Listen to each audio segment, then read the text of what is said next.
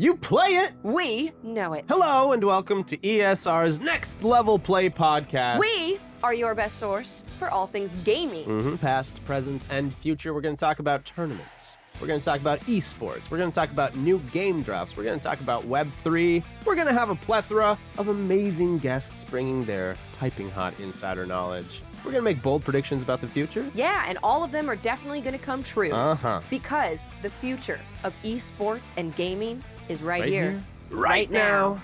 Next Level Play.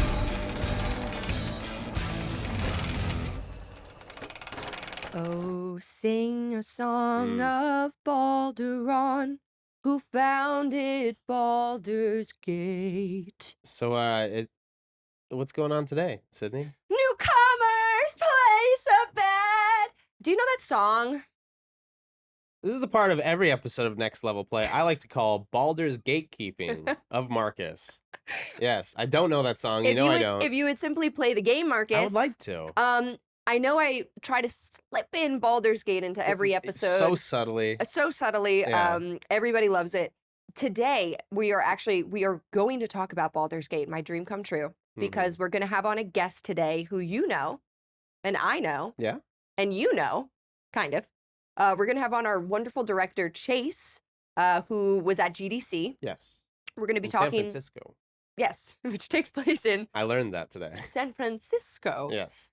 Chase is going to be talking all about GDC. He got to chat with some amazing game developers, including people from Larian Studios, who you may know as the developers of Baldur's Gate 3, baby! Today we're having a play gate with our director, Chase.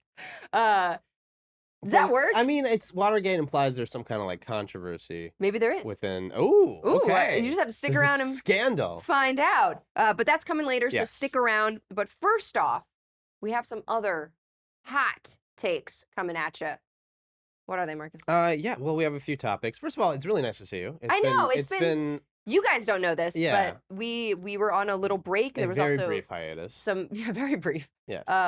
There were some holidays, so we haven't gotten to hang out in the studio together. Yeah. I look more unkempt than ever. Oh, that's not true. You look great. Yeah. Barreling towards 30. Your trim looks so. Your beard looks so trimmed. Thank you. I trimmed it in the bathroom, and everyone made fun of me, and now I have razor burns. So like, You're doing good. You're barreling towards 30? Yeah. That's how you feel? I got just a couple weeks left. I know. I just turned 30. I didn't mean to oust you on your age. That's not what I was trying to do. Oh my God, dox me. Oh my God, say my address on air and everyone send me gifts. Oh, happy birthday, Sydney. Thanks. From everyone here. Bring in the cake, everyone. Let's go. Happy birthday. Oh my God, there's a woman jumping out of the cake. April Fools. Nobody that just remembered.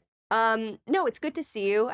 Have you been well? Have you been playing anything fun? What have you been up to? Have you had time? A bit of Princess Peach and her Showtime. Of course. How's it going? It's a lot of fun. Yeah. I mean, I'm a sucker for platformers. I'm a sucker for cute. I'm a sucker for Nintendo. And I'm going to buy it, if it's a Nintendo character in a platforming game. So, yeah, I thought I was going to wait a little bit. And then I got a little impulsive. And then I played a lot more Fall Guys as well. Oh, nice. Because I can't stop playing Fall Guys. You love Fall Guys. I can't. I'm pretty good. Actually, there's a game out that just came out on April Fool's for free on Steam. But it's called Content Warning. And I know I've talked about Lethal Company, which I really enjoy, horror game. Content Warning is sort of like the cutesiness of Fall Guys at first, and sort of the ragdolly bubble body of Fall Guys. I like that. But mixed with more of like a horror game like Lethal Company, which you might dig. It's cool. It's like cute world, cute characters, and then you go into this like underworld. And the point of the game is you and 3 other friends, it's 4 people, multiplayer co-op game. You're filming on a video camera to try to get scary footage to upload to SpookTube to go viral. Yeah. So it's kind of like Fatal Frame in the modern. Yeah, and it's very silly cuter. And it's very self-aware. It's like, go viral online by like filming your friend's death. I love that. Your cute bubbly friend's death. It's kind of got some Little Nightmares vibes too, I can imagine. Totally. With, like, the controls and I'm just visioning like what kind of game it is because I know nothing. But it's not like a side scroller or anything. It's like it's like a co-op game. You're running around. You talk to your friends with proximity hearing, so it can get a little creepy. Ooh, but highly recommend. But I digress. I'll check that out. But speaking of my impulsion, is that a word? Impulsion? Yeah. Impulsiveness to get Princess Peach and her showtime. I know that's not what it's actually called. On like day one. But what kind of gamer are you? Are you the type of gamer who gets really, really hyped and has to buy on launch, put the download on before you go to bed if it launches at midnight, and then wake up to the game? Hopefully, that's depending crazy. on your internet. Now that's crazy. Or are you the type of gamer that's, hey, let me wait to see what the consensus is, what the community thinks, and wait maybe for a sale a month down the line? What kind of gamer are you? You know, usually I game shop in the same way that I clothing shop, where I like add a bunch of stuff to my cart and then I never check out. Ooh, okay. It's a way to say, it's a cool new hot tip. Sure. This one trick is how you save money. I imagine you do this at the Gap and the people are just like, why does she keep leaving carts full of stuff here? And just walking out. I literally, you think I'm in this store. In my brain, I forgot that the internet I bring exists. it up to the counter, I wait in line, I bring it up, and then I put it down and I go, I don't want this. I changed my mind. And I walk out. Yeah. But it does help save money, and it does help deter me from like making an impulsive buy. Sure. Though there are definitely games where I know I'm going to buy it. Like Baldur's Gate. I mean, for instance, I knew I was going to get that game. I was very interested in it. I was following it, and I bought, like, as soon as it, or whatever, the pre-sale, I, like, bought it. Yeah. I can easily be swayed by my friends, which I feel like wasn't always the case. I was very much a lone gamer, and I played RPGs. Sure. First-person stuff. But now that I'm getting more into co-op stuff, I was very easily swayed to get Helldivers, which I don't think I would normally get, or a game like Lethal Company. Like, I don't really play with other people, but it's really growing on me, and I feel like those games, I guess Helldivers was a little expensive, but like some of those games are $20. Yeah. So it doesn't feel like a $70, $80 game purchase that I'm going to regret. For sure. But I think I am more cautionary than maybe most gamer heads out there. Yeah. Like, for instance, Starfield. Sat on it, wasn't sure I wanted to get it. Everyone was hyping it up. All my friends were like, get Starfield. Yeah. And you know what? I'm glad I didn't. They are not happy. My friends who thought they would love it are like, I'm pissed that I bought this. What do you think? Do you download? No, there's no way. There's no way. You don't think I'm the type? I don't think you're the type. I think you're extremely cautionary. I am, for the most part, yeah. Because I feel like you do a lot of research. I do, and I'm the type of gamer. I'm huge on the nostalgia games, and I get more use out of the Wii Switch Online kind of virtual consoles. Yeah. Wii Switch Online. The Switch Online virtual consoles that just have the old school games. New Wii Switch just dropped. It's crazy. And listen, I play a lot of new games, and I try to diversify as much as I can, but when Donkey Kong Country 2 is calling my name to play for the 5th time, it's tough for me to resist the urge to go back to my Crash Bandicoot Insane trilogy. This is where we differ. I feel like you're the type of person to cross-compare, like, you reread an old favorite book. I feel like I don't do that. It's so weird for me because with movies, I refuse. You won't rewatch. I won't rewatch a movie, even if it's one of my favorite. There's a couple of exceptions, and if I'm sharing it with someone for the first time, that's a little bit of a different experience. But especially with TV shows, like 6 years ago, I was watching with my ex partner, and was I mean, it was Breaking Bad. Right? Classic. Yeah, and so I loved Breaking Bad when I was in college, and this was maybe 3 years removed from college, and I was like, you have to see Breaking Bad. Yeah. And about halfway through season 2, I was just like, oh my God, we have 50 more hours of this to go, and I know exactly what's going to happen. Yeah. And it's just, there's so much other new media out there. And I know I'm being a hypocrite, because there's so much new media, so much good stuff I need to explore. Like, why do I keep coming back to these games? And it comes down to video games being a source of comfort. And nostalgia, especially. If you can scratch that nostalgic itch, because video games when you're 5 are, the most magical thing ever. So to kind of relive that a little bit is something I go back to a lot, or I kind of go through phases at the very least. And those subscription services keep updating. They just added the Game Boy Advanced F-Zero game, which I sunk 15 hours into. It's of course you did. Yeah, because I love that kind of stuff. And F-Zero 99 I've been playing a lot of. So there's a lot there, and there's a lot of classics too that I haven't explored yet that are on these systems. Earthbound, still haven't beaten Earthbound. So I haven't played it. I want to play it. It's on my list. You have it on Switch, if you have the Super Nintendo extension. So a lot of games like that. Anyway, to answer your question though, there are certain landmark titles that I know are landmark titles, at least for what I'm looking for, that I will shell out the $60-$70 for immediately. Like the new Peach game. That I waited a week. A week? Yeah, I waited a week on that one, but what's the last game that you pre-ordered? I wouldn't call it pre-ordering, but Zelda I got okay. Tears of the Kingdom. Yeah. Okay. Yeah. Same with Metroid Dread. I'm a huge Metroid fan, so that was. This tracks. I mean, you're a Nintendo head. A Nintendo head, but Metroid 5 especially, and the new Zelda. But I would do it for like a Odyssey 2. I would do for Mario, but maybe not for the new Super Mario Wonder. I was not a day one purchase for me. I wasn't as hyped for that because that's not as big of a landmark kind of title as a new 3D Mario. Yeah. And then to kind of elaborate a little more, the only other thing I will spend day one purchase on, that's a sentence, is certain first-person shooters that are cheap, and but still good. Okay. So Night Dive is kind of my favorite kind of developer right now. Okay. Because what they'll do is they basically repackage these first-person shooter classics from the 90s, like Quake. So I just spent $10 on Quake 2. This was a couple years ago, but Quake 2, day one when it came out, it was $10. It was a remaster of Quake 2. Perfect port, amazing controls, all the expansions right off the bat. Like, they make incredible remasters of these classic first-person shooters. So anytime they come out with something that's a revamp of a 90s classic in particular, I'll buy that day one because it's $10. You know? Yeah, so I think that's the price point is definitely huge, and I feel that way. I mean, like most AAA games, I sit on because one, I want to see how it plays out. I want to see if it goes on sale. I want to see, around the holidays. Yeah. And usually I'm invested in other games too. Like I have friends who they just buy games and they'll play, simultaneously. They'll just like switch a game a day. Yeah. And like, it's the same way. I keep comparing it to reading because that's how I feel. I can't read 5 books at the same time. Like it's not enjoyable for me. Yeah. And I feel that same way about playing like multiple RPGs. Or the same type of game, and I tend to lean towards the same type of game. For sure. But I wonder too if people out there's this thing about I forget what it is, but it's like the feel good feeling you get when you've like completed a task or done something is almost the same brain chemistry feeling that you get, like the euphoria, whatever, that you get when you tell someone about something that you're doing. So it's sort of like the concept is like, don't tell somebody what you're working on, this project you're working on until it's done. Because you're getting these sort of like synapses that are like, good job. Like you're working so hard. And I wonder if that translates to people watching gameplay too. Because a lot of the time, like I'll watch somebody play a game or I'll watch like a walkthrough on YouTube for fun, just to check it out.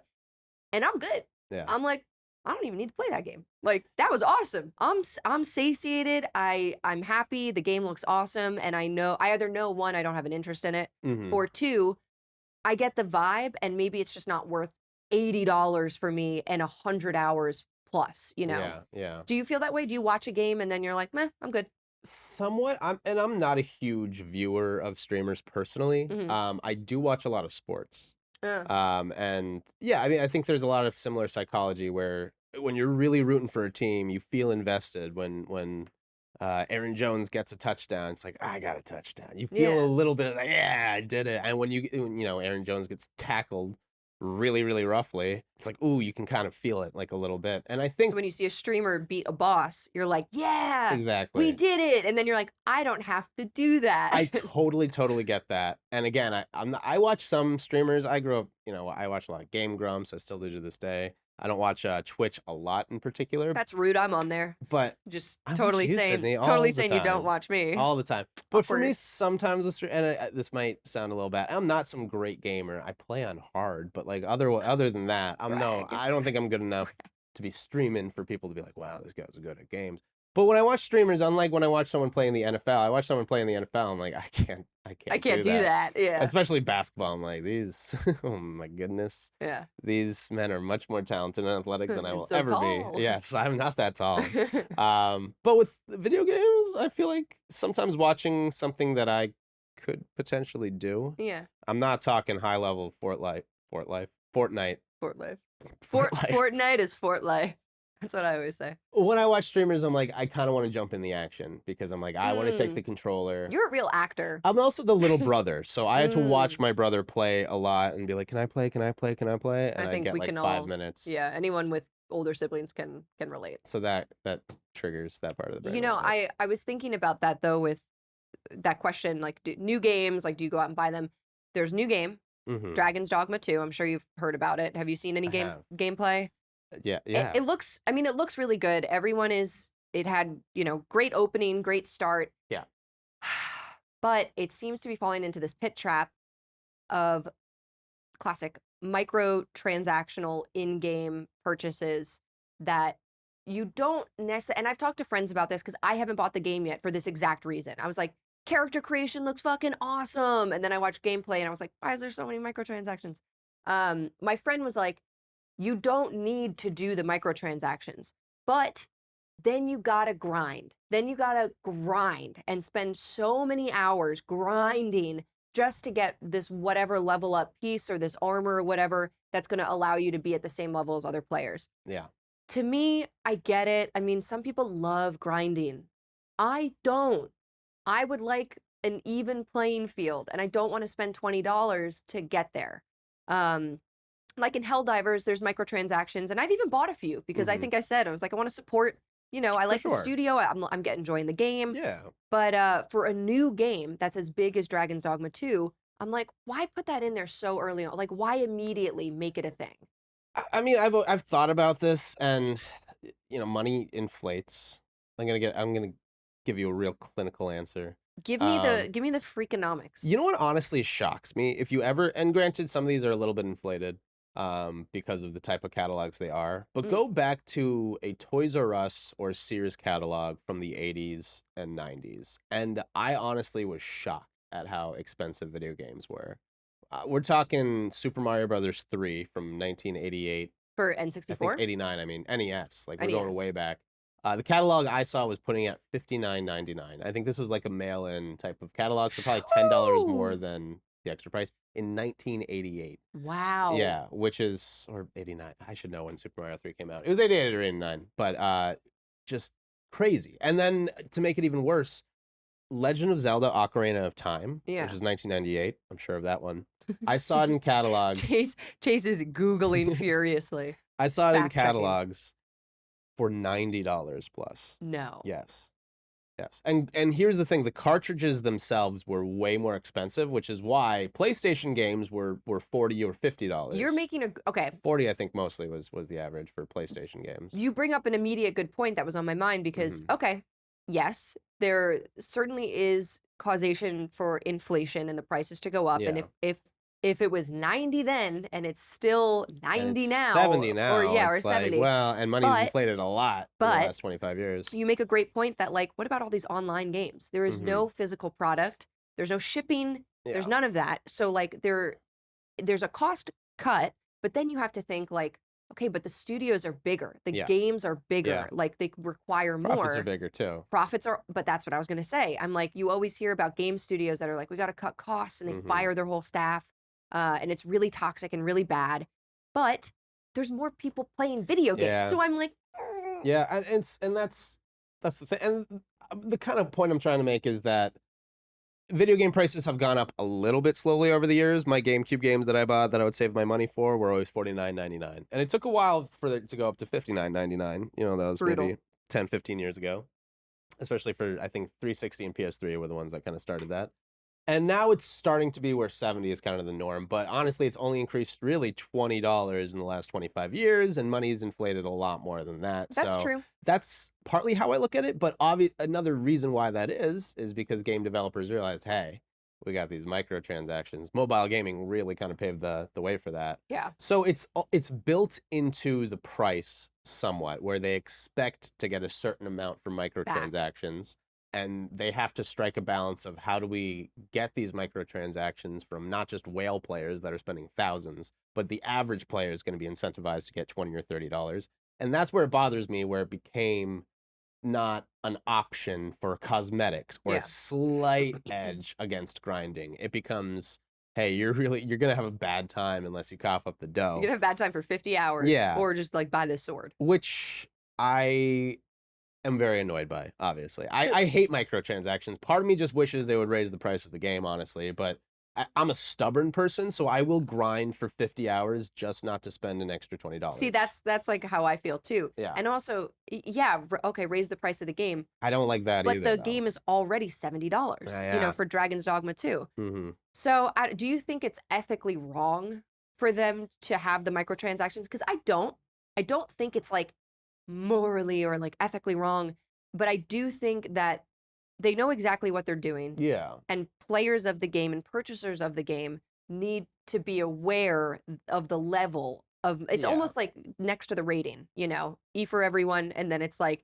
MT for like microtransactions, and then like a plus or a minus for how many they're gonna have. And I think that's again, I'm sure they're crunching the numbers and have certain profit margins, and I hope they're acting not too greedily, but if they do, then they'll lose sales. Hopefully the market will do its thing. But it's not so much that it's wrong. I certainly don't think it's illegal or anything like that. No. But it's dishonest, and it makes me lose faith as a consumer. And I think it is taking advantage of people with impulsive or, you know, especially because you can spend hundreds and hundreds of dollars in some of these games. Easily. And video gaming, again, I don't put this on the, I'm a very kind of more free market, you know, freedom for the people, truly. Yeah. So I believe giving those options is fine, but there are people who get addicted to video games and addicted to certain games in particular, and addicted to spending money in games, real money. Especially when it doesn't feel like real money because you transfer it into tokens or credits or whatever. I don't think that's wrong. I don't think that should be stopped. I think companies should have the freedom to do that. On the record, Marcus loves gambling and thinks, I do love gambling. And thinks everyone That's basically what I don't want to be a hypocrite. Marcus is like, let the kids gamble. There's nothing wrong with that.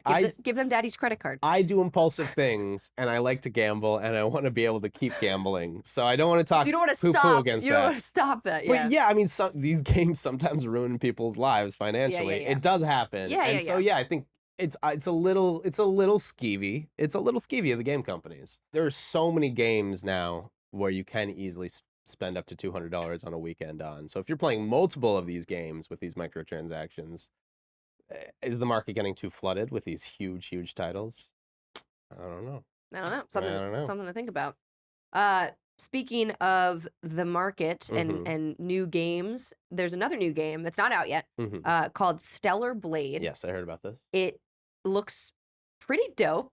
It's sort of like a mix. People are comparing it to Devil May Cry and Nier Automata, who makes me think of our guest Cucumber Cosplay. Cuke, as we call her, who dressed as Nier for the show. Which, if you know the character, it's sort of like hot female, kind of anime style, very long legs. Same with Bayonetta. Very, very Bayonetta-esque. People keep comparing this sort of main character that we've seen from gameplay trailers. Robotic. Yeah, like kind of. I was talking about Nier. Nier is robotic, but no, I hear you. Bayonetta is like sexy. She's kind of, this character seems like a sexy robot. I mean, I don't know. I can't judge. But the gameplay looks pretty interesting. It's sort of post-apocalyptic. I saw some stuff of them on like underground, rundown subway cars. She travels with like a robot guard dog type of thing, but very similar to Nier and to Bayonetta, like big sword.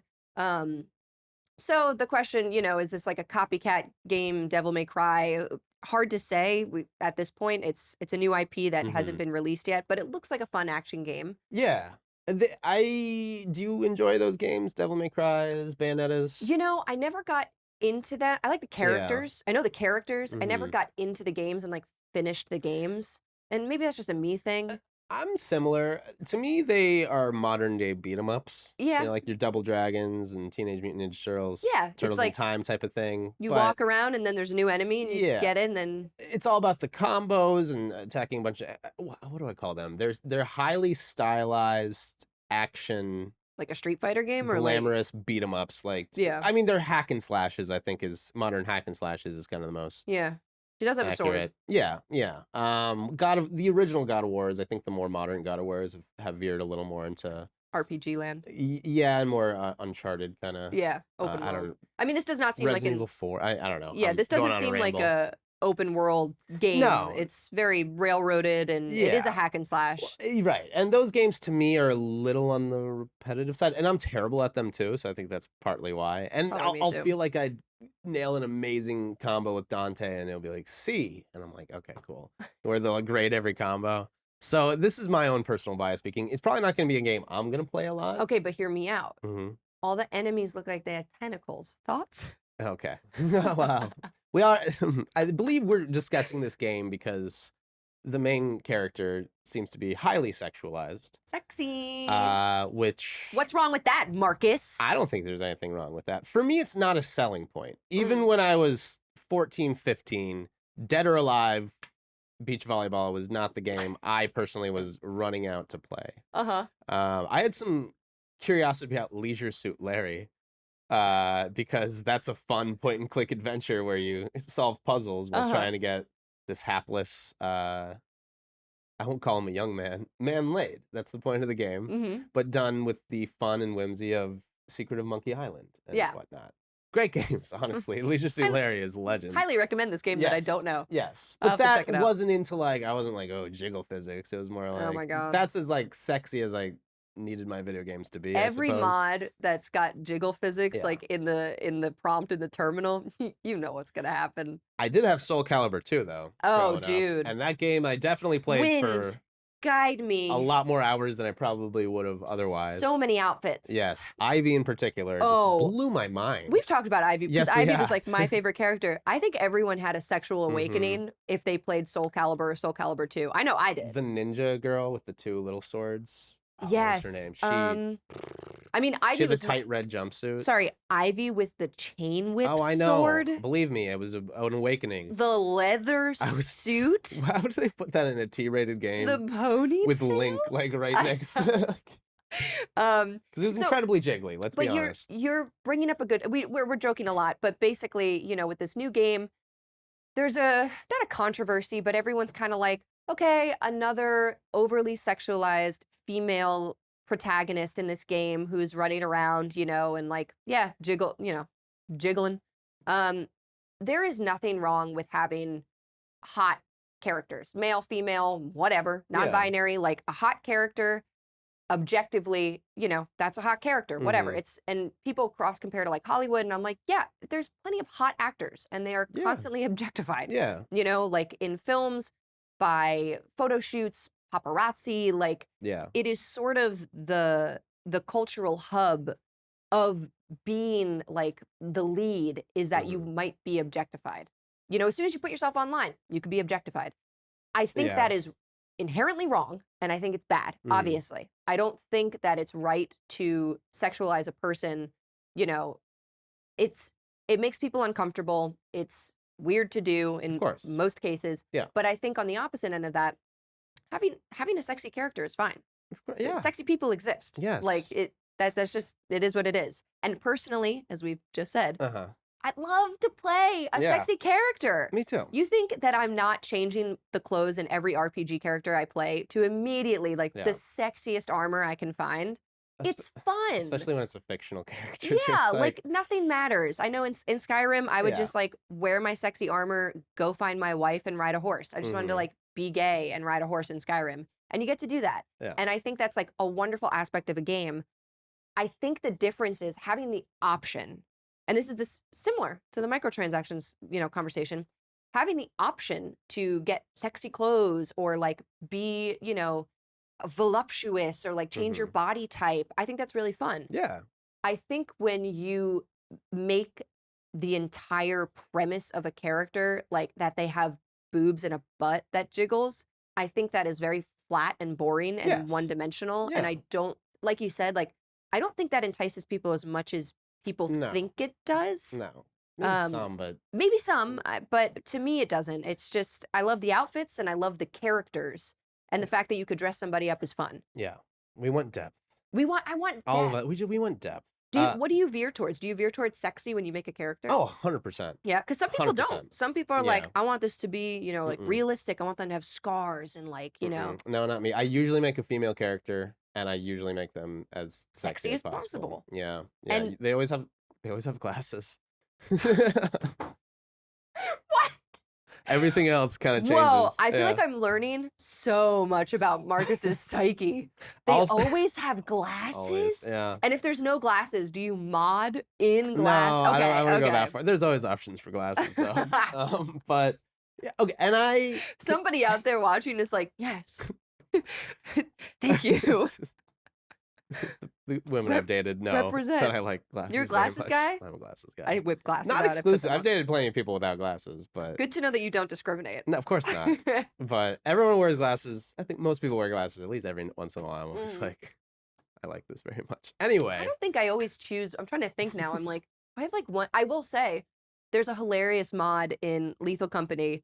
The people in Lethal Company are just kind of like hazmat suit guys. But there's a great mod that makes like a super curvy female, like crazy female body. Yeah. And it's got like the jiggle mod in it. And like every time you run or like the ship takes off, that body goes crazy. And it's so fun. It's like so silly and so fun.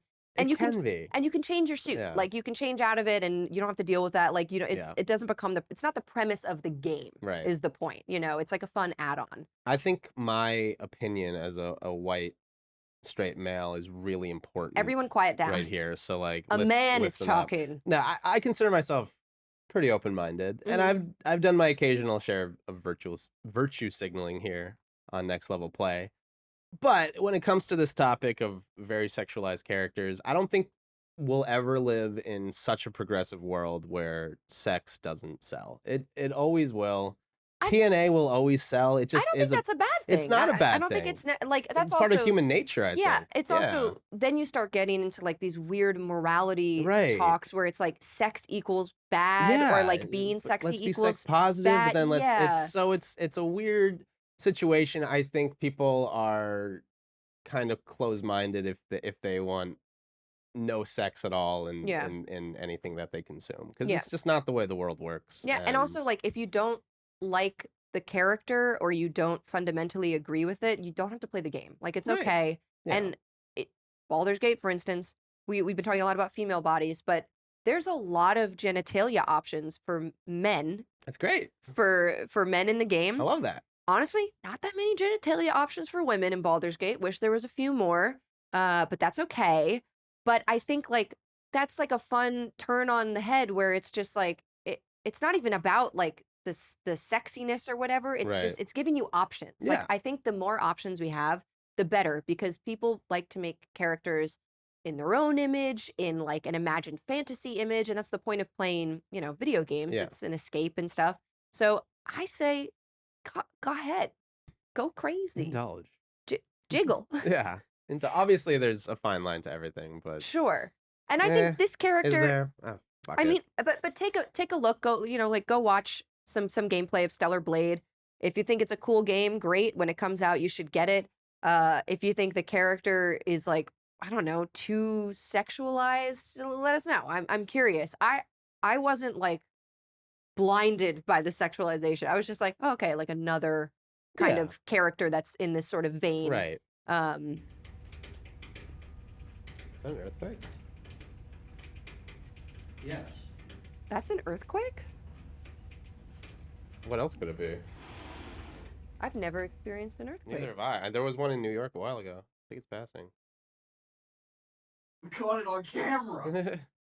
Wow. That's crazy. Either that or a building just fell down. Let's see what's going on.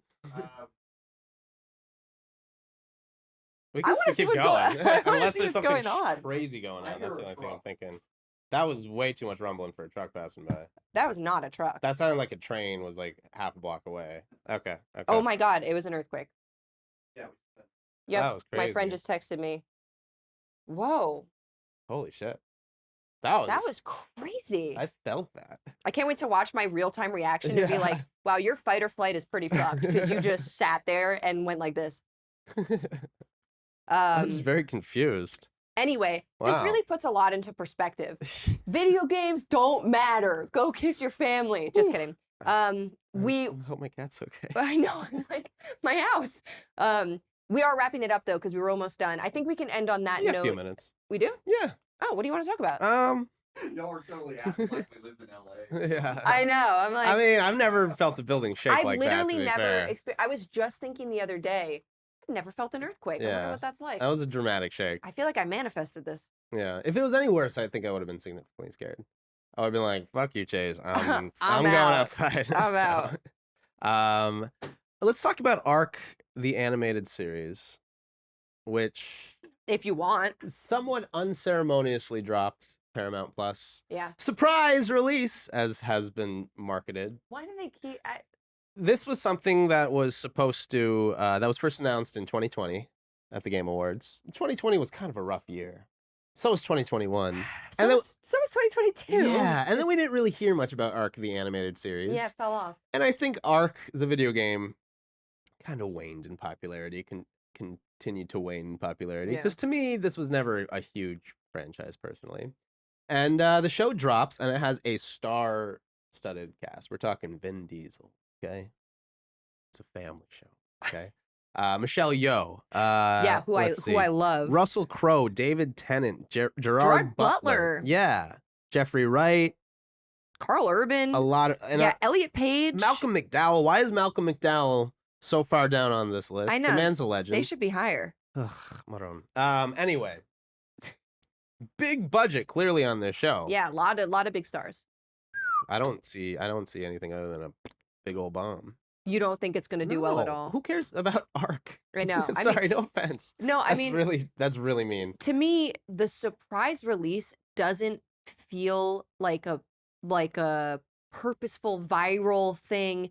It seems They're like cutting their losses. Yeah, they made the show. They had to put it on hiatus. I mean, so much was happening. Mm-hmm. They finally wrapped it up, got everything together. Yeah. They have no fucking way to release it. Like, there's no way that they could be like, by the way, you guys remember, like, back then? So they just had to do this thing where it was like, surprise! And maybe that was their best option. Well, it's either that or they could have spent 50% of their budget or more on additionally the PR on marketing. Yeah, which is those if you want to know how much a movie really costs, take their budget and double it, because that's usually what it is based on marketing. I mean, are you going to check this out at all? No. You're not even going to check it out at all? I don't have Paramount Plus. Neither do I. Yeah, so I'm not getting it. Oh, I was hoping you did so I could like...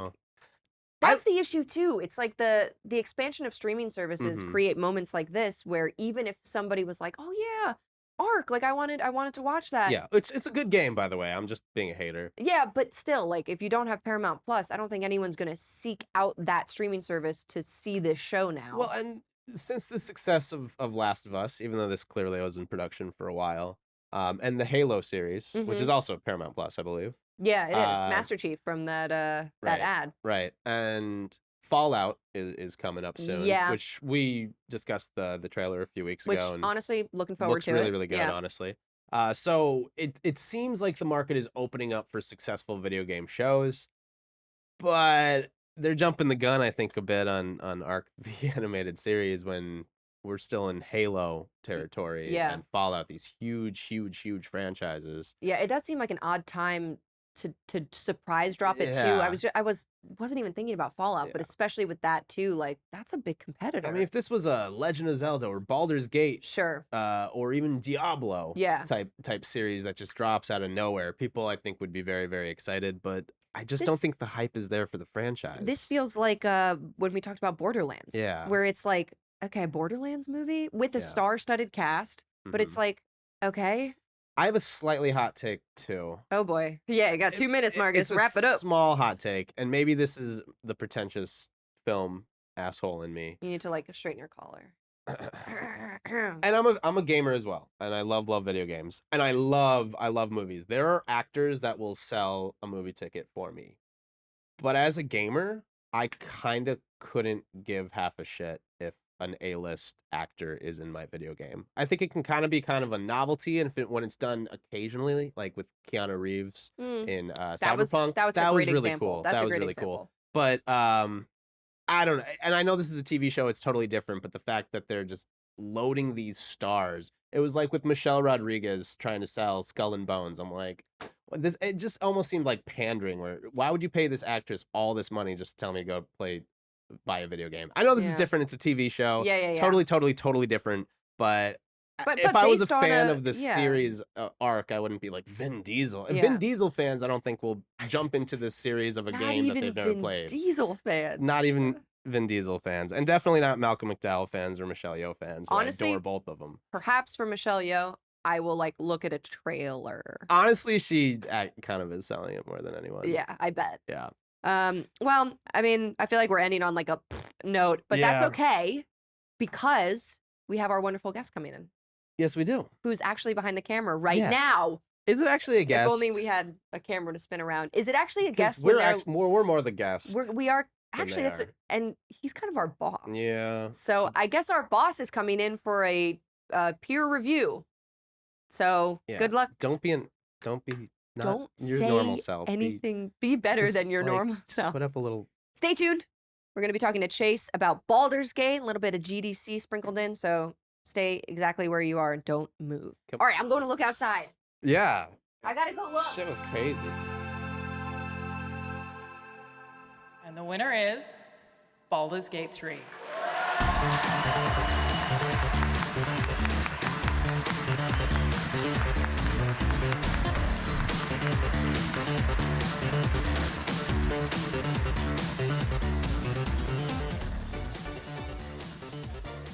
The bad news is the speech writing has not progressed, so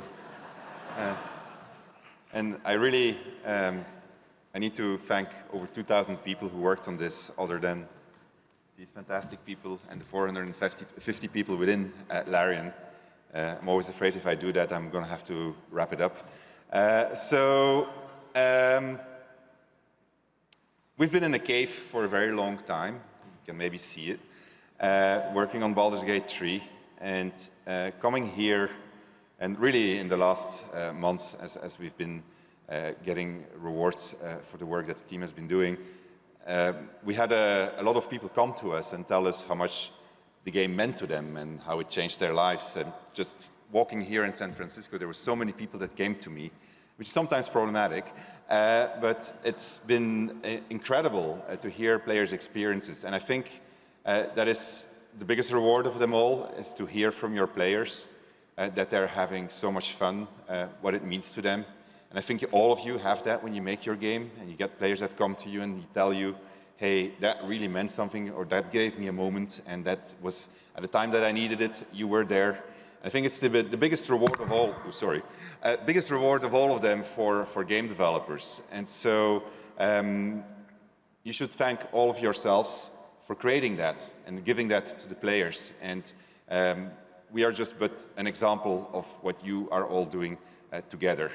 So thank you very much. It's an incredible honor to be standing here. I never thought we were going to be here getting this award when we were making this game, because I thought people were going to hate us for making it, because it was such a legacy. I do want to thank all our partners that work together with us, together with the team. And yeah, I didn't prepare a speech, so you can notice. So thank you. And until, thank you, I guess. We're back. Welcome back, and welcome, Chase. I think we should all have a cheers. Oh, yes, of course. To surviving the earthquake. Yes, and now we all get to hang out in front of the camera, which we never get to do. Yeah, we need a little bit of liquid courage going forward today. We've also been wanting to like hang out and get a drink, so this is actually quite nice. We just get to hang out with Chase, who's usually standing behind the camera, screaming at us, hitting us. I'm less nervous than I am with most guests because I know Chase, but I'm more nervous because he can fire me. Yes. Oh, like I forgot. Yeah. Chase, welcome to the show. Yes. Are we doing a good job? This is perceived power that apparently Chase, I can't get rid of. You're looking very handsome today. Well, I appreciate it. Yeah. So are you. You know, I feel like we both kind of trimmed up today, didn't we? Thank you, sir. Yeah. Thanks, Chase. I look beautiful. Thank you, Chase. Thank you, Marcus. Yes. You know, it's a guy thing. Oh, I wouldn't understand. What is the occasion of the beer exactly? Well, the occasion is that I need to get through this interview. It's 11 a.m. somewhere. Yes, of course. Am I It's right? 11 a.m. somewhere, everybody. But So actually, welcome home. Yes. Actually, I was really, really excited about this episode when you emailed us, because I'm a big fan of Larian Studios. I'm a big fan of Baldur's Gate. And I was really excited that when you and Wendy went to GDC, you got to speak with the CEO of Larian Studios and the cinematic director. and the cinematic director, who seemed really nice. Everybody seems really nice at that studio. They all seem really down to earth. They all seem very open about like their process and very not gatekeepy. And I feel like video game developers and studios can be extremely extremely secretive about what they're doing.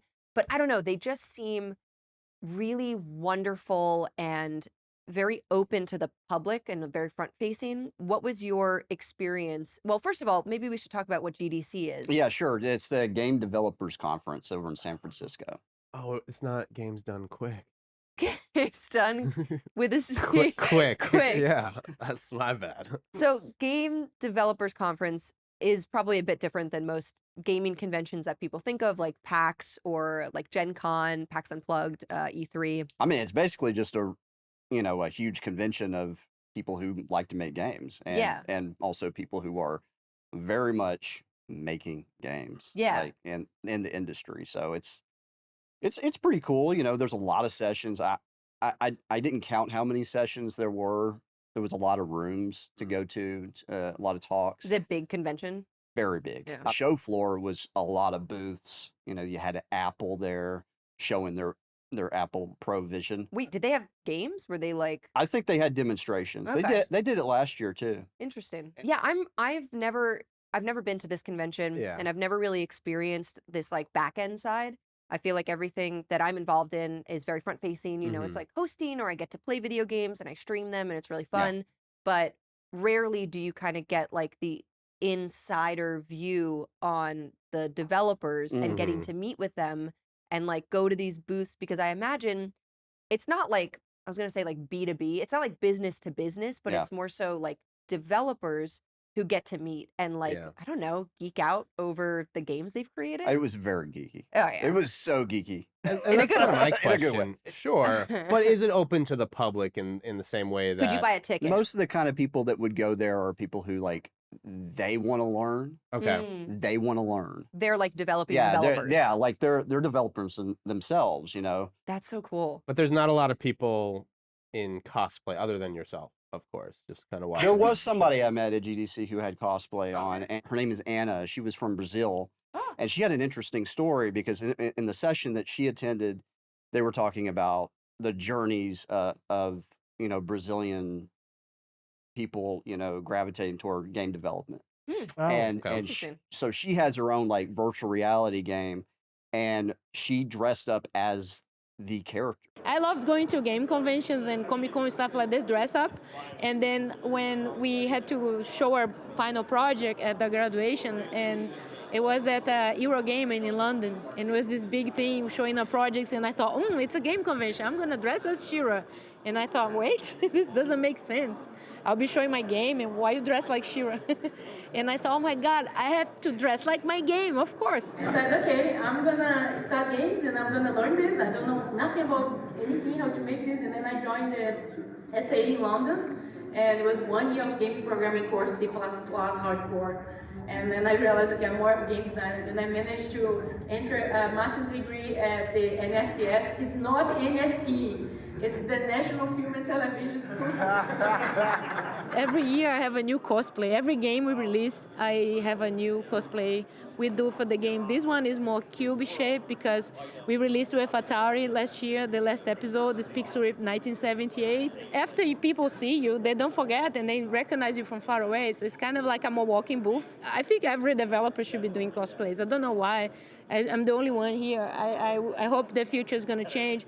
More cosplayers to the industry, more colors. It must be cool to do all like that early stage testing. You just get to see these unfinished ideas and things that people are starting. And I'm sure there's probably a lot of, I mean, maybe not a lot, but indie developers there, trying to get their footing and talking to the big dogs. I feel like that's such a wonderful opportunity for them to have a one-on-one, like some FaceTime. But you also got FaceTime with people. Like, right. And so cool. and I witnessed, for myself, Sven, who was the CEO for so sweet. Larry, yes. Sweet man. And he was followed. Mm. I mean, it almost looked like he was had a a little posse. bit like Jesus, Yeah. like walking around and Worships people a like, little bit. oh man. I mean, when you sweep the awards, Yeah, right. you get a following. He's got his apostles. Right. All right, we just got to talk with the secrets of Baldur's Gate and the trouble with the production, but I mean, all together, I mean, things still worked out, right? Yeah, they did. It was a lot of work, but I mean, team pulled through. It's Right. I mean, it's obvious because last night you swept the awards. There were a lot of good games there. But I mean, we're obviously appreciative because this was came from our peers. We worked very long and very hard on this game, so it was nice to be appreciated. Wow, thank you everybody for voting for us. There's a whole lot of you who played our game, and I'm so happy that it resonated with so many of you. So thank you very, very much. Coming to GDC and events like this and comparing notes on, it's like, when does the writing stop? Never. It's like everybody in cinematics has to deal with this. It's just really validating, and having our peers also recognizing us and voting us with these awards it's really, really touching. The audience award is always going to be something that we're striving for the most. Like they're the lifeblood of what we do, so I'm always very, very touched when that happens, and it means that we're doing something right if we're maintaining that connection with the community. I've been fighting with publishers my entire life, so it's like, and I keep on seeing. I keep on seeing the same mistakes over and over and over, and it's always the quarterly profits. The only thing that matters is the numbers, and then you fire everybody, and then like next year you're going to say, shit, I'm out of developers, and you're going to start hiring people again, and then you do acquisitions, and then you put them in the same loop again, and it's just been broken and broken and broken. You don't have to. You just can make reserves, slow down a little bit, slow down on the greed, be resilient, take care of the people, don't lose the institutional knowledge that's been built up in all of those people that you lose every single time, so that you have to go through the same cycle over and over and over. Right? Well, you talked earlier about, you know, you want to be able to have a team that you can trust. What is it about the team that you built? How do you build trust? By being consistent and by being loyal to your team. I think that's the most important bits. If you need to do what you say you're going to do. How do I just tell myself I'm done? Like, I feel like I could just keep working on it. And unlike you, like, I don't have set deadlines that I need to beat, but I need to complete it. And I don't know. You just set it yourself. Yeah. Give yourself a set deadline. It's really straightforward. I mean, if you feel like it's complete. The other bit that I do is like take distance, forget about it, and then look at it again. Late in development, when we were like, okay, how are we going to light this game? We don't have enough lighting artists, and we were really, there's, what is it, the necessity's the mother of all invention. Yes, exactly. We realized that if we could attach our lights and do all of a majority of our lighting authorship in those templates, it would basically inherit and kind of bleed out and infect the game with lighting authorship. I'm a tinkerer, like you know, a bit of a mad scientist trying all these things out. So that always really excites me. But at the end of the day, we have something that really works with cinematics, and we have this, and that gives us a safe foundation to experiment from. Just get a photo of me taking the photo.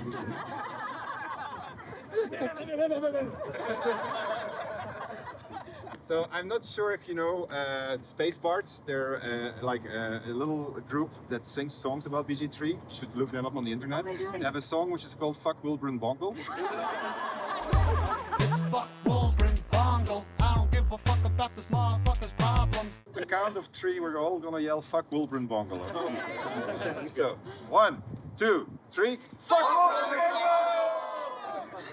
All right, and then if we could do another one where you all point at the sky and just say team. All right. 1, 2, 3, team!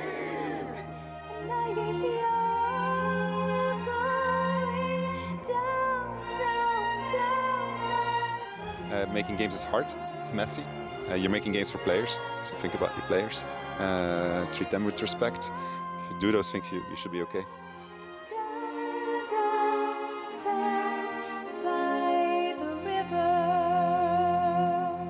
Really want to talk about Baldur's Gate? Because I've mentioned it before on the show, and I've mentioned it to you, and you've heard me yap about it. And I feel like everybody gives the kind of same reaction where they're like, yes, we know it's popular. Yes, I haven't played it yet. Like, okay, it's on my list.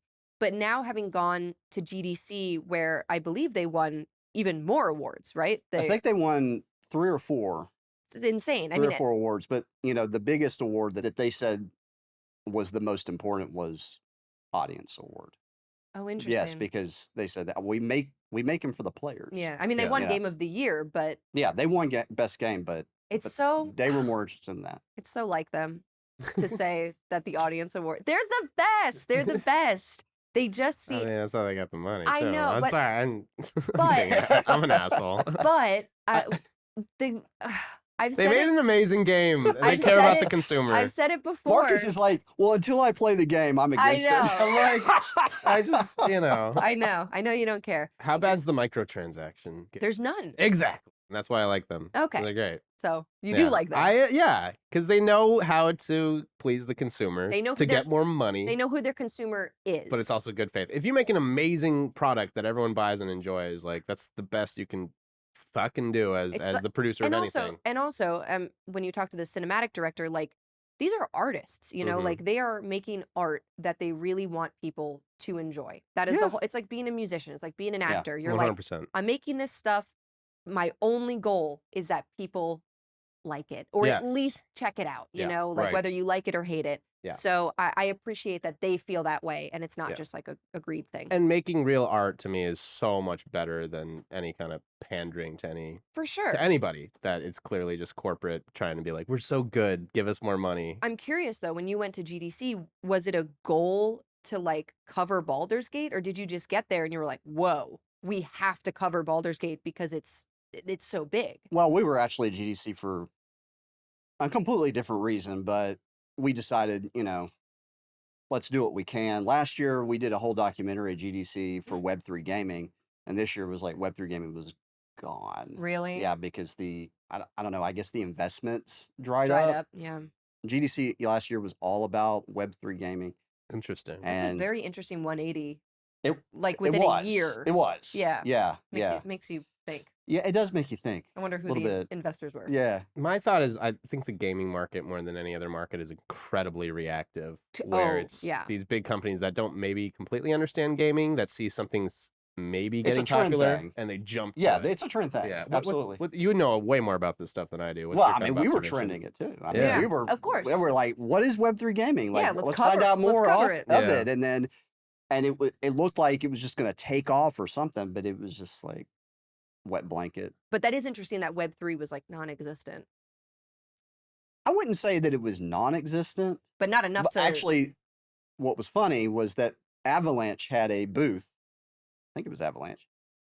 And it said, they do Web3 gaming. It said on the top, it said Web3 gaming sucks on the booth. Whoa. There it is. There it is. Hello, Earthquake o'clock. I like how I can't see the message now. Yeah, mine isn't coming up. Wait, really? Is yours coming up, Ricardo? What is this? They're a little late. Okay. 4.7. As long as it doesn't say take cover. What do you mean remain indoors? Isn't that the worst part? I mean, no, you're supposed to go in a doorway. Sure, but wouldn't it be better to just be outside? No, you get crushed by a building. Yeah.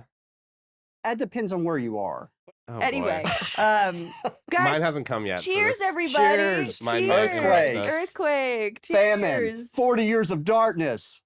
Dogs and cats living together! Mass hysteria! I was gonna say the Web3 stuff. I'm like, let's talk about video games. That went so well. Yeah. The Web3 stuff also feels like it almost feels like anti-marketing. That's what I'm trying to say. Yeah. Yeah, I think that they're trying to tackle it at another angle. They knew Web3 gaming stuff because that was a constant talk in the sessions. They said, "Oh yeah, well apparently we don't know how to make a Web3 game, and I just found out we have to make it entertaining." And I'm like, yeah. Not seeing the forest through the trees a little bit. So tell me though, GDC, you get there. Larian Studios obviously has a hold on a lot of people. Like you said, they were following poor Sven around like a god. Yeah. You got to go watch him speak, and then you got to speak with him. What was your takeaway from your, like, experiencing it, I guess, like, through them and through the eyes of these people who loved it so much? What did you think? I could tell that people were very passionate about it and they loved it. But through the session, I got the sense that it was sort of a ride getting the game made. I don't know too much about it was actually, I wouldn't say that it was like the most difficult thing, but they faced a lot of challenges. When it first came out, it was getting a lot of flack, like it was a copy. Was this in beta, or was this when it was released? I think it was in beta. It was in beta. Interesting. Yeah, it was in beta. And so they were like, well, you know, they knew what they had. Yeah. So it was just kind of a, like, how do you, so they did more testing and then people were getting more and more of it. And they said, yes, it's a little bit like this game, but it's not I like it. And that was when, you know, sort of the tide was turning. But that wasn't the biggest problem with the making of the game. The bigger problems were things that were happening outside of the game, like when the Ukraine-Russian war started, and they had to pull developers out. I've heard that. Yeah. I did not realize. Yeah, they had to pull developers out, so that stalled the production of the game quite a bit. Understandably so. There were previous I know it's shocking, but Baldur's Gate 3 was actually the third Baldur's. Nah, I think there's even I don't know if there's spin-offs, but I mean Ultima. You go back all the way to Ultima, the original Elder Scrolls Arena. I mean, it is nothing new since the 80s. Some of the earliest video games of all time, especially on a computer, were text-based games that were heavily based on Dungeons and Dragons. Yeah. So this is a genre of video games. You don't call a new action platformer a copycat of another action platformer. Yeah, or hey, you're on an adventure here and you solve puzzles and do combat. Right. Yeah, it's probably a Legend of Zelda clone to some extent, but that is a puzzle game is a puzzle game. Right. Yeah. It's a wide sweep. You can't just take a first-person shooter and be like, this is a Wolfenstein 3D and Doom ripoff. No, you can't do that. You can't look at things that way. I mean, Tetris doesn't change that much. Right. Well, I mean, if it's perfect, you don't gotta fix it. Bubble Blaster is a copy of Tetris, and so it sounds like to me like they're really, really talented artists who are perfectionists, which is unhealthy. But you know, some of the greatest artists are that way, and they clearly made an incredible product. And I bow down to your knowledge, Sydney, on the actual game. But I think, well, also Chase mentioned that we have it in studio, and are we segueing into that already? Well, no, I was just thinking. We could though. We could. I would love. I feel like, you know, she's talked about it so much that it'd be nice if you probably wet your whistle. I could guide you, Marcus. Love to wet my whistle. Cheers, everybody! Oh my god, we're having such a fun day in the studio. I wonder what it is. I don't know. Nothing's wrong. If I got to experience you experiencing Baldur's Gate for the first time. I have to play? Yeah, duh. Uh-oh. I already have 3 games going. I've got 3 different campaigns. I'm not gonna say. I mean, we'll go slow. Okay. Yeah. Okay. That's fair. Go slow. That's fair. Slow and steady. I appreciate you very much. I appreciate you. Be gentle with me. It's my first time. Popping cherries ain't easy, you know? Everybody's first time with D&D is a really special occasion that should be shared amongst friends, as they always say. Play D&D with your friends. I'll remember it forever. Yeah. Yeah. I do want to mention the interesting thing about how Sven found out about the negative feedback. Oh, okay. Yeah. His mom called him. Oh, no. His mom called him, and she's like, are you okay? He's like, what? Why? Oh, no. And she saw a bad review. She saw like the feedback from the article. Sweet. Oh my gosh. And so that's his what sweet happened. mother was definitely like combing Reddit. That poor woman. She was like, what are they saying about my son? I thought that was interesting because he's quite an older guy. Yeah. And she's like surfing the internet. savvy one. She loves her son. She's good. It's adorable. She's good. She's finding Don't out talk things. to me or my son ever again. She's a Google searcher. I do have one more question about GDC. I'll let you decide because this is kind of a big question if you want to wait until next episode. Or sure. Well, I have a question after you, so come on. Okay. All right. Web3 was not an emphasis on this GDC. Is there anything you saw that you may not have realized before or from going confirmed, hey, this might be the new direction. We make predictions here on the show. Yeah. Chase, is there anything that you make a hot take? Is there a hot take that you see coming up? I did do a session for Star Wars Jedi Survivor. Okay. Fun. And I just thought it was very, very cool. Okay. And interesting how for that game they had a section where you could build your own lightsaber and had that part of the game. Okay, I'm in. And I was just like, I could see how like games could evolve. Push this a little further. I think the future of gaming is augmented reality gaming. I don't disagree. And that is a game that has a particular design, a particular spec that could be through AI retrofitted to your room. Through AI, because they already have Pokemon Go. So that way you're maps your space. I don't walk off the edge of a damn cliff. Yeah. Because I'm trying to play a game. Okay. So the augmented reality becomes part of the reality of the game. I see it, but I don't know how we get there. I mean, they experimented with it 10 years ago and 5 years ago, but it never really. I don't think the technology was quite there. But I can see that, especially with virtual reality. People have tried it, so let's go take what we learned from both, really improve augmented reality, and I think it's the AI is the key. And that makes sense. I think AI is the key. I also think that like augmented reality is the bridge to successful VR gaming. And we're like jumping to VR, you know, we're like going absolutely. full headset. Absolutely. Jar Jar is the key. Jar Jar is the key to everything. I would have to agree with like the success. We've talked about it with like Pokemon Go and stuff. It just makes sense that would be the next step. And to be, I don't know, I could see it now. Like, I don't know, filling your home with like virtual cats. Yeah. Think about it. There's a cat on every cushion. You know what's better than 3 cats, though? 4 cats. Yeah. So. I do have one more question. I'll take the dog. I have a home full of dogs. We can do that, too. We have the technology. I got a little bit of a swag here from Bit Reactor. This is Danish Syed. He is the art director for Bit Reactor. And he did a little bit of a talk on Star Wars Jedi Survivor in regards to immersive UI. Any game or any application requires UI. It's sort of a bridge to explain the mechanics of how things work to the player. So it's usually just little like text or graphics or flat things that are on the screen, the play button, things like that. But if we want to go beyond that and make it more immersive, we try to like move that into the game world itself.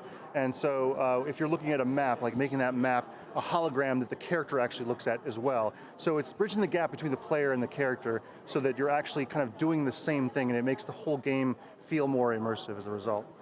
And it seems like it gives players more choices, more things to do outside of the kind of usual kind of gameplay that you would probably see in these kind of games. Yeah, that, and also just it's more ways for the player to express themselves through the character. So when you're playing as a character, you're kind of like embodying that character, and every move you make and every kind of decision you make is something that character would do. And so the more you can have the player kind of like play along and do that in all different ways, more than just the standard actions of like, okay, I'm going to be doing combat or exploration, but actually in the interfaces themselves, it makes the connection between the player and the character that much stronger. So you don't know a ton about Baldur's Gate, or did you learn some things? It was more technical kind of stuff. Right, the back end stuff. Yeah, the back end stuff. Did it make you want to explore the game or explore D&D? Because we've talked about this. There's like a huge resurgence of tabletop gaming and like Dungeons and Dragons culture. It's in films, it's in video games. Do you think it sparks people's interest, or do you think this was just a really well-made game? I understand how it sparks people's interest. Yeah. It doesn't necessarily spark my interest, mostly because I can't get away from all this. Yeah, well, but, fair. I'm not really a story-based gamer. Ah, okay. And I'm a story-based filmmaker. Which is interesting. And a story, I knew you hired me for a reason. It's so interesting, though, that you're a story-based filmmaker, but you don't... It's not in the gameplay. It's the John Carmack famous quote in the wake of, I think, Quake, where he said, story in video games is like story in porn. It needs to be there, but it really doesn't fucking matter. That's a really funny quote. That's not a direct quote, but it is. Close it the up. gist, yeah.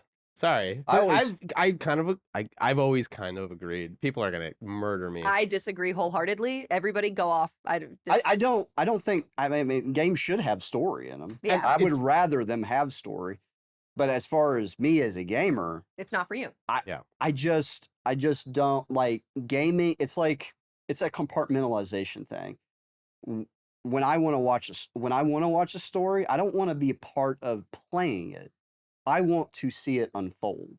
Yeah, a well-made film is you feel feel what is going on for the characters, the emotion, but you are not in the movie, right, you know, walking around. I get what you're saying. Yeah, I have no connection. So if I play a story-based game, I have no connection there.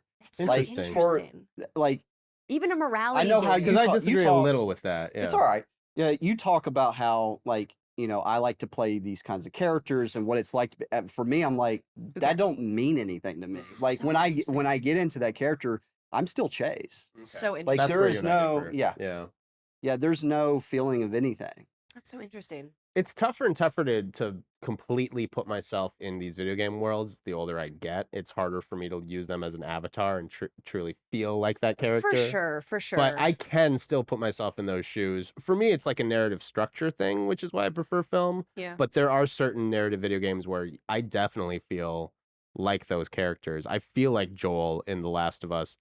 Although sometimes I feel like the problem with video games is it's an illusion of choice, which can feel a little cheap. I was going to say. It's a limitation of choice. Yeah. Actually, which is not that bad. Yeah. Whereas films, it's like they'll take you on that moral ride designed in a way that's set up for that. Unlike a true open world RPG, like, you know, Baldur's Gate has a lot of moral choices. You can navigate the game in a lot of different ways and it changes your outcome. Yeah. Same with Red Dead, you know, that kind of story-based morality choosing. Last of Us is not that. It is a railroaded game. Yeah. It doesn't matter what you do, you're going to end up at the same ending. Kind of the point, yeah. Right. And I think for me, the reason why I like that type of game is because it is cinematic. And Last of Us is meant to be cinematic. Mm-hmm. Whereas, unlike you, I think I truly enjoy like a Baldur's Gate because it is open world, like you play a character. Like I love to make a character and then make the choices that's like, what would this character choose? Right. You know, and it's not Sydney. It's just like, it's a separation. Like it's true role playing. Like it's just like, because I'm playing my character in Baldur's Gate, her name is Snowblight. I accidentally made her look like Lord Farquaad. That was my bad. You say that like it's a bad thing. Well, she's like a neutral good alignment. Yeah. So like I try not to make evil choices. I'm doing an evil campaign where I purposefully make evil choices, but it's fun to also just see what the game does. You know, what if I kill that animal? Like, what's the game gonna do? And Baldur's Gate is fun because it slaps back. Like, it's like, you made a bad decision, you know, like this is the type of character you're morphing. You view it as like in a dream where you know there's no consequences. Oh, absolutely. When I have a dream, I view it as consequences. Oh, so you just have nightmares. You just have terrible nightmares. Yeah. Oh, Chase. Sounds like the Catholic guilt I grew up with. Yeah. I have There's a nun somewhere with a ruler. Yeah.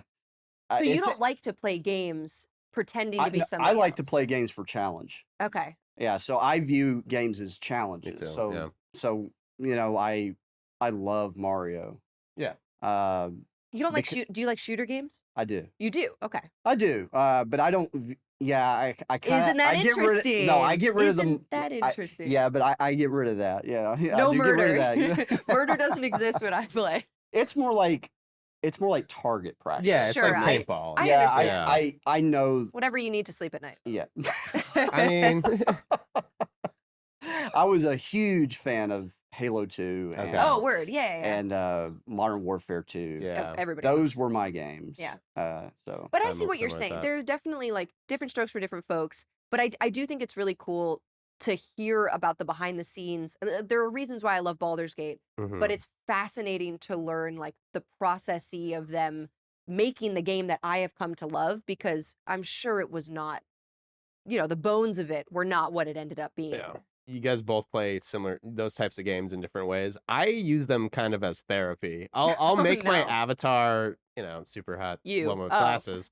But for choice-based games like that, I will honestly be like, what would I do in this situation? Yeah. And with the tough decisions, it teaches you a lot about yourself. If you really are like, oh, this is tough, I could rob this person. I really need the money. The ends might justify the means. And you got to live with those. Make me an asshole. You got to live with those consequences. You learn a lot about yourself by playing that way. I've found, and that's how I enjoy those types of games personally. But anyway, I'm rambling. That's the magic about myself. That's the magic of video games. And I learn about myself through dreams. So, there you go. You know, it's and I go to therapy like a normal person. Everybody cheers. Cheers. Cheers. Okay, bye. There's different types of people. Look at us and look at you. Up next, level play.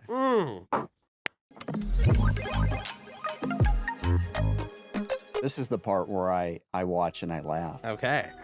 This has been my dream to have Marcus play just a taste of what Baldur's Gate 3 has to offer. Well, the fruits on the tree, Marcus. We talked already about how when I create a character, I usually make sexy lady with glasses. So I get to see it now. If you want, but we're also both creating a character. So, yeah. I mean, do you want? Should I just make myself and you make yourself, or should I just make whatever my instincts are? That's kind of fun. That was the weirdest question I've ever Should I make myself and you make? Hey, normal gamers. It makes sense. Do you want to make each other in the game? I don't want to make you. I'm not touching that. No, with a 10-foot pole. Yeah, good idea. But I will make a sexy lady. I will say I want to get to some of the gameplay, and the character creation usually takes me about like 3 days. Okay, so I'll be quick. I'm gonna make myself watch you guys. The main thing, basically, you can make a custom character, or you can make like a pre-made. Do you want to make a custom character? I do.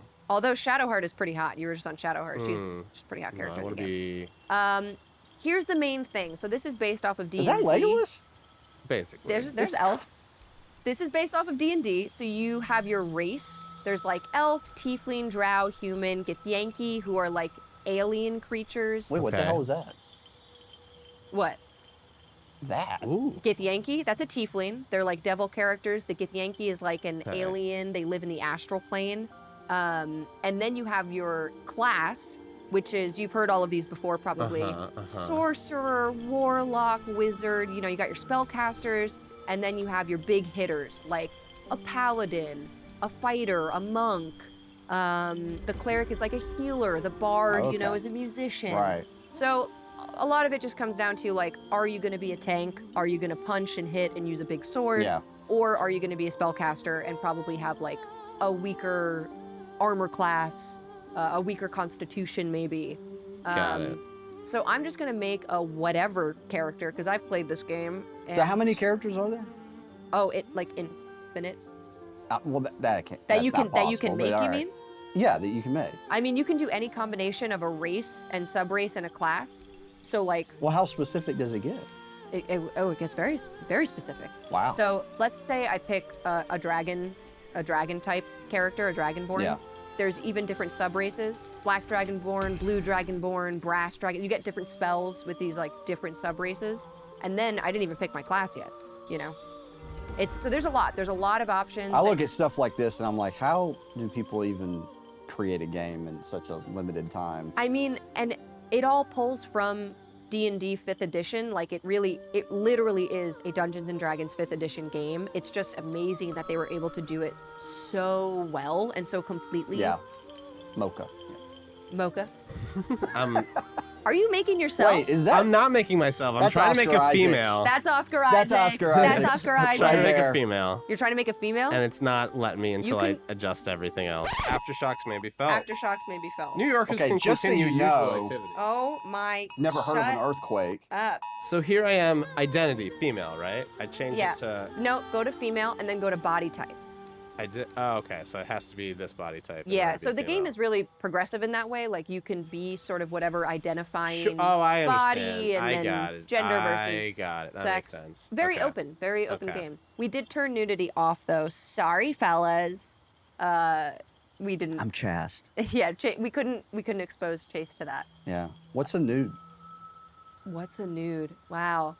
I'm gonna be I'm kind of a loath-sworn drow. Let's go for it. I'm gonna be a fighter, obviously. Thank Interesting hairstyle. That's Jada Pinkett, I think. I'm so sorry. That's Chris. I'm so sorry. It might. Wow. It just might be. Chris Rock. If Chris Rock was here, he would be getting punched. Ah, Shillelagh. Of course. That's a good one. You get to basically empower like your staff and make it more hurtful when it hits. I love it. That's a fun one. All right, I got healing as a big part of my spells, which is good for me. That's good. We need that. Ooh, this guy's got really glossy lips. He's a beautiful, beautiful man. They're glossed. Perfect. I'm gonna be a charlatan. I already know. Oh yeah, that's a fun one. Exactly what I want to be. I'm just making like a big buff dude. I'm pretty happy with everything so far. Got dexterity. You like that hair, huh? You're happy with that hair? 100%. Okay. I told you I like to make sexiest lady I can. Preferably with glasses. All right, this guy. You know what? This guy needs some sleep. I think this is my guy. Are you sure? Yeah. My skills look good because I will be here all day if I keep obsessing on this. Somebody's abusing this guy. I think. What are you He's talking got purple about? eyes. He does look like he's been punched many times in the eyes over the He course was of years. crying. Okay. Then he smoked some weed to feel better, and And he cried smoked some about weed to it. feel better, and then he cried again. And all the above. He's a strong man. He's All a very right, strong man. I'm done with him. I'm done as well. He's getting through it, okay? Review He's getting through character. it. Enter character. Can I rename okay. them? Then I'm gonna choose my They're not letting me guardian, who I'm rename. just gonna That's randomize. fine. Because this guardian doesn't Whoa! matter. Oh yeah, the Githyanki. The Michael Jackson nose is pretty Yeah, spot I'm gonna on. randomize The this. Githyanki all have it. It's like a racial. It's sort of just the way they look. All right. Into her. Yeah, the guardian doesn't matter for our playthrough. We're not gonna get. I'm venturing forth. We're not gonna get there. Venture forth. Fucking do it. Wander. Wander, young. Hello, young traveler. Hail and well met. Somebody press A. I didn't realize I had to hold Y to venture forth. That's Whoa. my fault. Okay. Cthulhu. Yeah, it's very Are you into this? Lovecraftian. Yeah, I mean it's fun. It's a lot. It's a lot where I'm like, I should do some research. I 100% bet. So this is an Illithid, which are creatures within the D&D universe. They're super hyper intelligent, hive mind-esque, tentacle. It's Cthulhu. Yeah. Aliens, they travel in these like giant Cthulian ships, and they have telekinetic powers, and they basically like infect people with these Illithid parasites. You can see the Githyanki come in, they ride dragons, they live in the astral plane, and they're basically like space pirates. This is some really good CGI. It's a beautiful game, beautiful cutscenes in the game. They fight the Illithids. They're like these pirates. They have their own gods, and like everybody is vying for power. Everybody has their own gods. The D&D universe is very god deity heavy. I think I get what's going on. Should we? You think you understand what's going on? I think I understand. You see the interest building? Yeah. I think I get it. I'm at the point too where I was like, should I stop explaining things? I think you gave the right amount of backstory. We're now I think that they should hire you, Sydney. Oh, look at me! I'm running around. Larian? Call me. My head. Oh, is that what you sound like? It is what I sound like. What She's is got that? a unique voice. These are more pods, so I can. Oh, that's the pod. Okay, so clearly we're on. I can use this pod. Oh, so we missed a part though. We skipped this intro. The Marcus. Illithid came in and took a parasite from this thing and shoved it into your eye, and it went into your body. Okay. And now you're infected. So Alien. Love that. Yeah, kind of like Alien. Prometheus or whatever. GoldenEye Rogue Agent. Let's do investigation. Let's All investigate right, the pool. so now we get to roll. This is where D&D comes into it, obviously. So you'll roll your dice, the difficulty class. And you got 2. That was a really bad roll. I rolled really bad. Is this where the Dungeons and Dragons Yes. board game is definitely all right? Yes. That's So you did that. Can I now roll? You could. So let me I try. investigated. It just said nothing meets the eye, and I'm like, okay. This is the pool that thing came from. Investigate the pool. Let's Come see if Marcus can on. roll better than me. I think I can. I gotta do better than 2. Ooh. 5. Was it better I than? still failed. Better than 2. Still failed. Yeah. Oh, with 4. I guess I lost the mark Oh. because of one of my stats. what kind of die do you call that? That is a D20. 20-sided die. What is Yeah. the actual word? You know, like dodeca. Yeah, it's not hedron is, it's not 12. decahedron. It's a oh shit, I should know this. See, it was around That thing just geometry that I blew started up. failing. And we got 'Cause we hurt. both failed. Okay, I mean, it happens to the best of us. That's okay. We're doing our best. Let's go through the big sphincter. That's 100% a big sphincter. Come on. It's a straight up It's literally anus. called a sphincter. That's a straight up You anus. gotta be shitting me. Yeah. Come on, through the sphincter. Okay, what do we got? What are we twerking with? This is what my asshole looks like after spicy I eat a food. lot of Popeyes and Wendy's, so You should I'll try never some change for Sutrin. anyone. Sutrin. That's right. Chinese food. Ooh. Oh, that sounds good. Now you make Just me go hungry. to, you know, Flushing, and hell yeah, you'll be flushing. I'm over on Roosevelt Avenue all the way, all the time, late at night. So like. Okay, interesting setup. Oh. Hello, friend. You want to talk to this guy? Hell yeah, I do. Oh, that's B. He's I'm a good at little video white. games. Come on now. Talk to him. He's sleeping. This is so rude. He's sleeping. Oh my God! His brain. This place will fire us. From this place, you'll free us. The exposed brain quivers in expectation. Nice. This is very Hannibal. Ray Liotta. There's a lot of gross stuff in this game. Sometimes there's rolls that happen, like when you look at something, it'll do like a roll based on your skills, and then it's like you either learn some information or you just kind of don't know. It's giving you a multiple choice destroy the brain. Are you going to destroy it? I will. I'm afraid things that I don't understand scare me. My God. So I'm going to destroy. Oh it. my God, Marcus. Yes, I stand by this decision. Oh my God. Yes, Screech. See, for me, I would be like, why would you destroy somebody's brain? That's ending somebody's life. You want to loot his body now that you've destroyed his brain? I do. 0. So was that a good thing? I mean, I looted. Oh look, he's got nothing on him. I mean, next time it'll be a little easier. Was it worth it? So yes, it was. All right, come on, let's keep going. I'm worried about the morality of this game. Oh, you're gonna have a lot to worry about. I'm worried about cleaning my hands after that ordeal. Yeah, don't touch me. I know you're a really sexy lady, but don't touch me. All right, come on. I think we have time for maybe one more event of interest. Yeah, let's hope. Before we run out of time for this episode of Let's Next hope Level something Play. really cool happens. Oh, it seems like something does. Oh, this is just Wow, the beginning. Marcus, we'll play more. Tell me what you really feel. We'll play more. The character This is the creation. classic. This is the Took me a classic while. intro tutorial part. Oh my God! I like it. I'm There's into a lot it. of Is that rumble. another earthquake? There's a lot of rumble. I just respect your time. Getting scared. That's all. Lizelle. Lizelle. Her voice is great. Abomination. Oh my This God! is your end. I hear something. Head throbs. You're just getting tingles. Blah blah blah. This is me You're when I having a meditate. stroke. This is me after this IPA. Blah blah blah.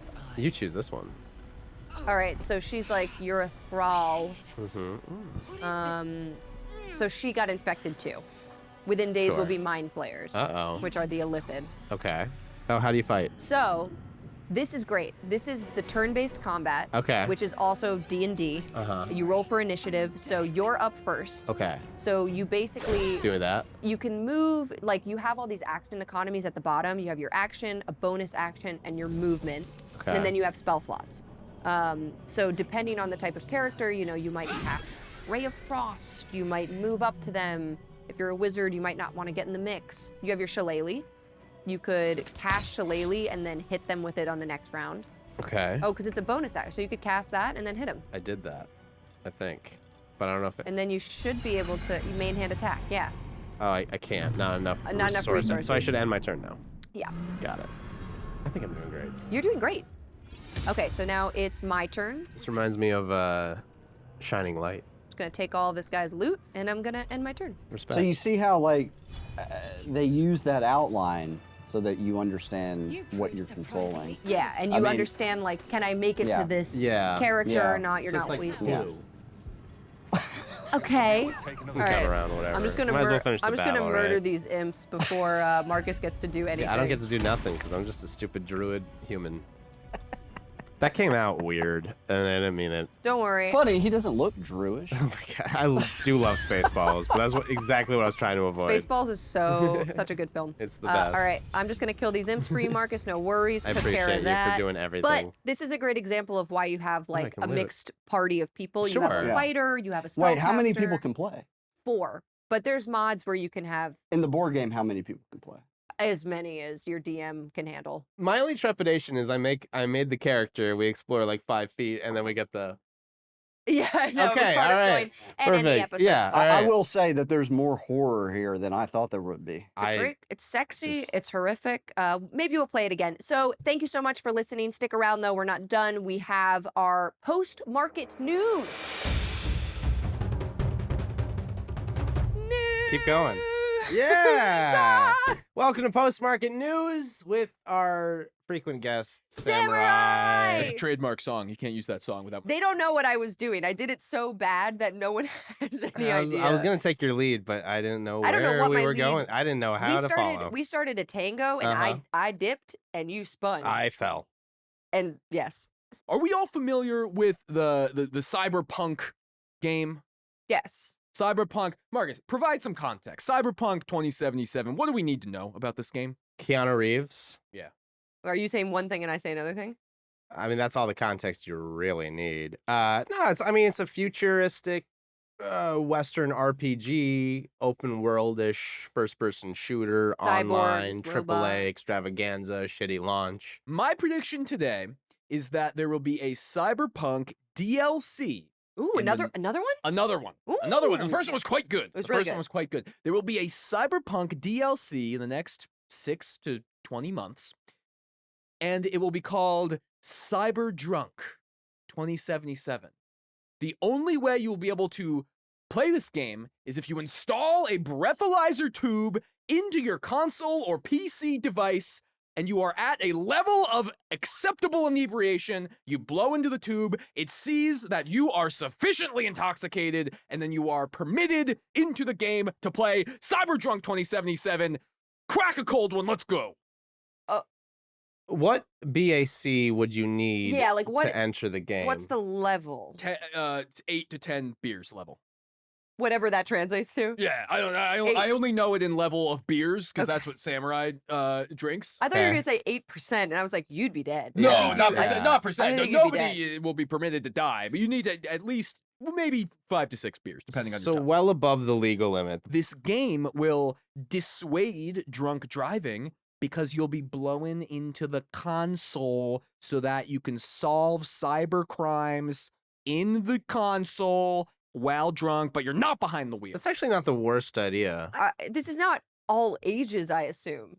Well, I mean, unless you're cool. Okay, so this is for 21 and plus, unless you're just not a baby. Unless you're cool. Unless you're chill. Or, like in real life, when you have to take a drug test, you just get a friend.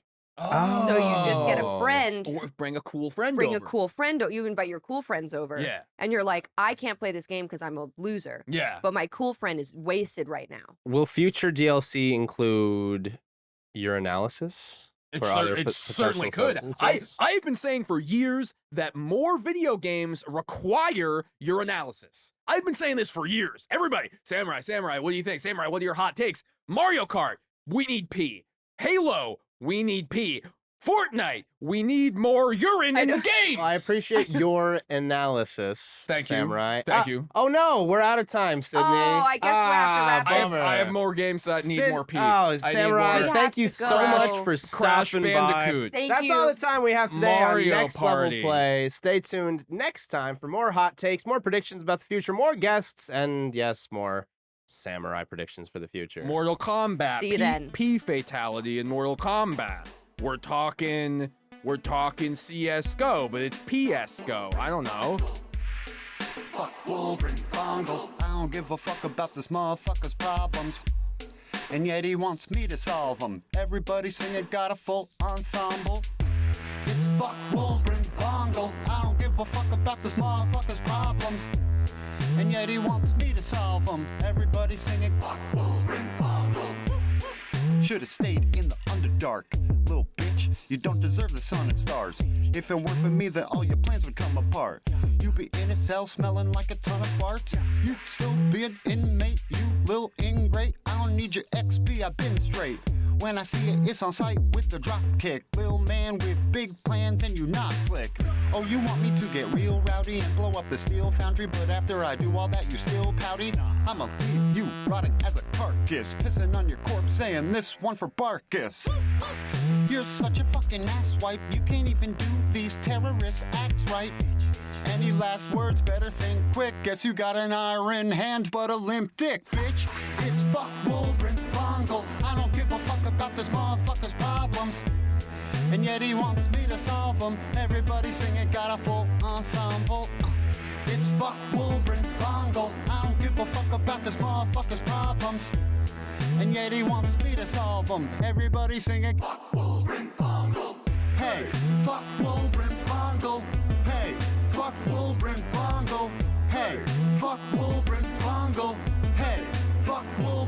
jungle.